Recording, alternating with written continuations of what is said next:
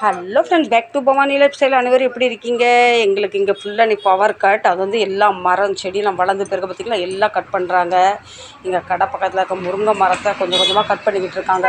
அவ்வளவும் current கம்பில் touch ஆகுதுன்னு சொல்லி வண்டி கொண்டாந்து நிறைய மரம் கட் பண்ணி வந்துக்கிட்டு இருக்காங்க.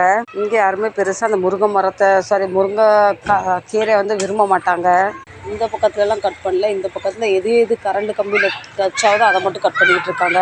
வேலை நடக்காது தான். எங்களுக்கு காலையிலேருந்து இன்றைக்கி கரண்ட் இல்லாமல் போச்சு. இருந்தாலும் இன்னும் மரம் பாருங்கள் ஃபுல்லாக அது வந்து கம்பியில் டச் ஆகுது, அதெல்லாம் கட் பண்ணுவாங்க போல்.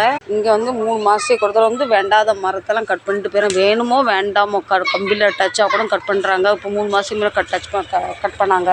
அதுதான் எங்கள் கடை ஓனர் தாத்தா. இப்படி எவனோ போட்டு உடச்சி பிச்சு காலில் மிதிப்பட்டால் நடக்கும். யாராவது பாவம் ஆசைப்பட்டு பறிச்சா அவங்கள அந்த திட்டுவார். தெரியாமல் யாரும் வந்து மரத்தில் கை வச்சுன்னா என்ன கேட்பாரு, நீ என்ன செஞ்சுக்கிட்டு இருக்க உள்ள உட்காந்து என்ன திட்டுவார். இப்போ பாருங்க அள்ளி போட்டு கொண்டு போகிறோம். அவர் பாட்டில்